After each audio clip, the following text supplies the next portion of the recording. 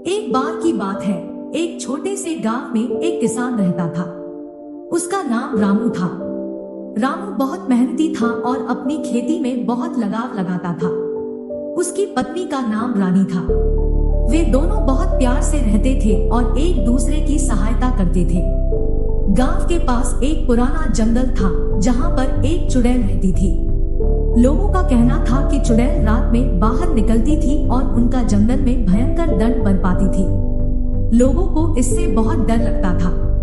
एक दिन रामू को अपनी खेती में काम करते समय देखा गया चुड़ैल के पास जाते हुए। रामू डर गया, लेकिन चुड़ैल ने उसे कुछ नहीं किया, बल्कि वह रामू के पास आई और बोली, मुझे तुम पर विश्वास नहीं है, पर मैं तुम्हारी मदद करना चाहती हूँ।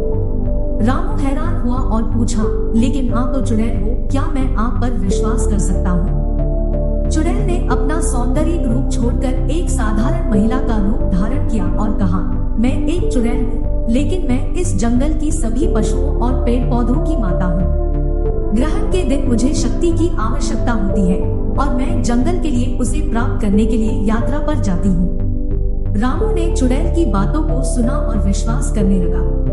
वह उसे अपनी परेशानियों के बारे में बताया, जैसे कि उसकी खेती में सूखा, गर्मी की अवस्था और कठिनाइयां जो उसे किसानी करनी पड़ रही थी। चुड़ैल ने कहा, मैं तुम्हारी मदद कर सकती हूँ। जब तुम किसानी कर रहे हो तो मेरे पास आना और मेरे साथ यात्रा करने से पहले मुझसे बात करना। रामू और रानी ने चुड़ैल की सहायता लेने का निर्णय किया।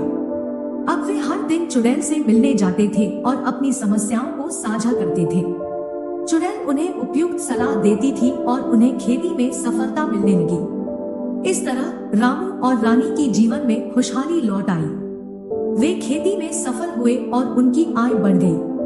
उन्होंने नई तकनीकों का उपयोग करके अधिक उत्पादन किया और अपने पड़ोसी किसानों को भी सहायता की। उन्होंने गांव में एक नया आदर्श स्थापित किया, जहां सभी किसानों ने मिलकर एक दूसरे की मदद करना शुरू कर दिया।